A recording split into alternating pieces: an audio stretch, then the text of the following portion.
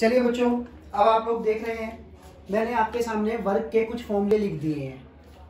अब इन फॉर्मूलों को मैं आपको ड्राइव करा के दिखाऊंगा, लेकिन ड्राइव मैं अभी नहीं कराऊंगा। सबसे लास्ट जो पार्ट होगा वो ड्राइव का होगा। अभी तो मैं डायरेक्ट फॉर्मूले लिखूंगा और सबसे लास्ट वाला जो पार्ट होगा वो ड्राइव में होगा।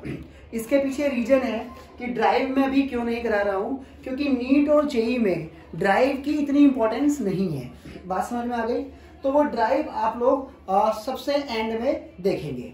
फिलहाल अभी आप लोग यहाँ समझेंगे। अगर मैं बात करूं वर्क की, तो वर्क में आपको स्पेशली दो चीजें ध्यान में रखनी है। पहली है आइसोथर्मल, दूसरी है एडियाबैटिक। आइसोथर्मल आप जानते हैं, आइसो मतलब सेम और थर्मल मीन्स टेम्परेचर। जहां पर टेम्परेचर कांस्टेंट होगा वो चीज होगी आइसोथर्मल। अब आइसोथर्मल में भी दो चीजें हैं, रिवर्सिबल और इरिवर्सिबल। रिवर्सिबल वर्क और इरिवर्सिबल वर्क। रिवर्सिबल वर्क का फॉर्मूला आपके सामने है, -2.303 nRT log V final by V initial. इसी तरह से वर्क रिवर्सिबल का एक और फॉर्मूला है, -2.303 nRT log P initial by P final. ये V फाइनल से V फाइनल ऊपर P फाइनल नीचे, ऐसा क्यों हुआ? क्योंकि P इनवर्सली होता है V के एट कांस्टेंट टेम्परेचर। इस बात को स्टेट ऑफ मैटर में क्लियर कर दिया जाएगा। अच्छा, अब एक दो बातें आप लोग और ध्यानपूर्वक सुनेंगे मेरी।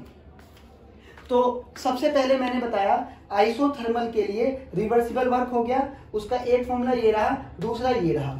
अब आ जाइए आप इरिवर्सिबल वर्क के लिए। इसका फॉर्मूला है work irreversible minus P external delta we in vacuum. अगर मैं वैक्यूम की बात करूं तो वैक्यूम में एक्सटर्नल प्रेशर 0 होता है। वैक्यूम में एक्सटर्नल प्रेशर 0 होता है। एक्सटर्नल प्रेशर 0 कैसे होता है वो आप समझेंगे।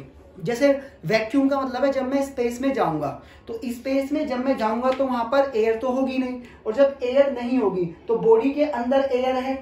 भाई मेरी बॉडी के अंदर एयर है तो उसके अंदर वो 1 atm प्रेशर लगा रहा है, लेकिन बाहर एयर ना होने के कारण बाहर का एक्सटर्नल प्रेशर क्या हो गया? 0।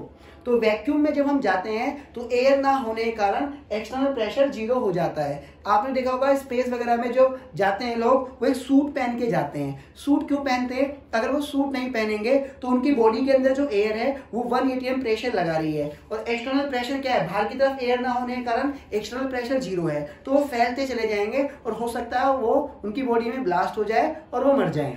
तो इसलिए हम लोग क्या करते हैं, वैक्यूम के अंदर एयर ना होने के कारण एक्सटर्नल प्रेशर 0 होता है, और एक्सटर्नल प्रेशर अगर मैं 0 पुट कर दूंगा तो वर्क इरिवर्सिबल 0 आ जाएगा। अच्छा, इसके बाद एक दो बातें आपको और ध्यान में रखनी पड़ेगी। ये 2-4 यूनिट है, इनके बारे में ध्यान रखिए। जैसे मान लीजिए 1 लीटर एटीएम होता है 101.3 जूल, 1 कैल होता है 4.184 जूल, जिसको हम लोग 4.2 जूल भी बोल देते हैं, यानी कि इसको हम लोग 4.2 जूल भी कहते हैं, 4.2 जूल भी कहते हैं। एक अर्ग होता है 10⁻⁻7 जूल, एक इलेक्ट्रॉन वोल्ट होता है 1.6 इंटू 10⁻⁻19 जूल। अब यहां से एक बात चल रही है कि 1 लीटर एटीएम 101 है, 1 कैल 4.1 है, तो 1 लीटर एटीएम ज्यादा बड़ी यूनिट है कैल से। अच्छा, फिर जूल आ गया, फिर अर्ग को देखो तो 10⁻⁻7 है, और इलेक्ट्रॉन वोल्ट को देखो तो 1.6 इंटू 10⁻⁻19 है, तो अर्ग फिर आएगा, और सबसे छोटी यूनिट है इलेक्ट्रॉन वोल्ट। ये कई बार क्वेश्चन आ भी चुका है नीट के अंदर कि सबसे बड़ी यूनिट है लीटर एटीएम, सबसे छोटी है इलेक्ट्रॉन वोल्ट, और उसके ऑर्डर को लगाने में आ जाता है। तो इन यूनिट कन्वर्जन्स को ध्यान रखिएगा। इसके बाद आ जाता है एडियाबैटिक। एडियाबैटिक आप लोग जानते हैं जहां पर Q 0 हो, यानी कि ना तो हीट अंदर आएगी सिस्टम के, ना हीट सिस्टम से बाहर जाएगी। उसके लिए इरिवर्सिबल का फॉर्मूला है वर्क बराबर mCV डेल्टा T।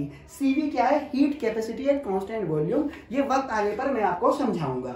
इसी तरह से दूसरा फॉर्मूला है इरिवर्सिबल का -P एक्सटर्नल डेल्टा V। हमेशा प्रेशर एक्सटर्नल ही लेंगे, क्यों लेंगे ये भी मैं आपको बताऊंगा आगे जब मैं ड्राइव कराऊंगा। अभी सीधा आप याद रखेंगे। दूसरा फॉर्मूला है वर्क बराबर -γ 1/γ-1 P2 V2 P1 V1।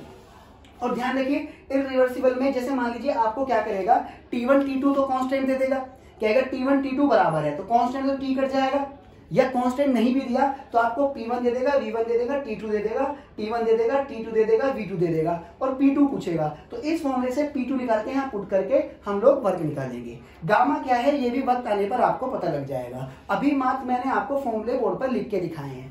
इसके बाद एडियाबैटिक में रिवर्सिबल में ये फॉर्मूला, चाहे प्रोसेस इरिवर्सिबल हो चाहे इरिवर्सिबल हो, ये दोनों फॉर्मूले सेम रहेंगे। एन यहाँ पर नंबर ऑफ मोल्स है, सी भी यहाँ पर heat capacity at constant volume, delta T change in temperature है।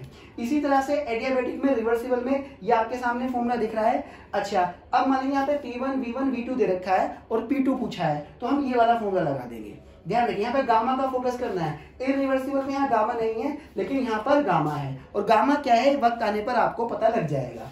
अभी सिर्फ मेरा काम है आपके सामने फॉर्मूले लिखना और कुछ फॉर्मूलों पर क्वेश्चन प्रैक्टिस डायरेक्ट कराना। इसके साथ साथ आपको ये भी ध्यान रखना है T1 V1 गामा -1 बराबर T2 V2 gamma -1, P1 1 minus gamma, T1 बराबर P2 1 माइनस गामा T2। अच्छा, ये सब फॉर्मूले मैंने आपके सामने इसीलिए लिख दिए हैं क्योंकि मुझे इनकी ड्राइव तो करानी है, लेकिन ड्राइव मैं आगे कराऊंगा क्योंकि कुछ बच्चे ड्राइव के साथ याद करते हैं और कुछ बच्चे डायरेक्ट फॉर्मूले को याद करते हैं। तो डायरेक्ट जो बच्चे फॉर्मूले को याद करेंगे उनके लिए चार्ट बहुत जरूरी है और इस पर बेस में क्वेश्चन कराऊंगा, बाद में इनकी हम लोग ड्राइव भी देखेंगे। अच्छा, एक चीज और ध्यान समझेंगे आप, इस फॉर्मूले में एक चेंज और हो सकता है, वर्क बराबर 1 माइनस गामा -1 है, इसको मैं लिख सकता हूं R यहां ले आओ T2 माइनस T1। ऐसा क्यों, ये वक्त आने पर आपको पता लग जाएगा। सेम है, इस चीज को भी अगर मैं बात करूं तो यहाँ पर एक फॉर्मूला और बन जाएगा, वर्क बराबर 1 अपॉन गामा -1 और यहाँ पर भी ये और की जगह R कर लो T2 माइनस T1। तो ये फॉर्मूले आपको ध्यान में रखने हैं सभी फॉर्मूले, और साथ में इस यूनिट के बारे में जरा बोर्ड पर ध्यानपूर्वक सब देखिएगा।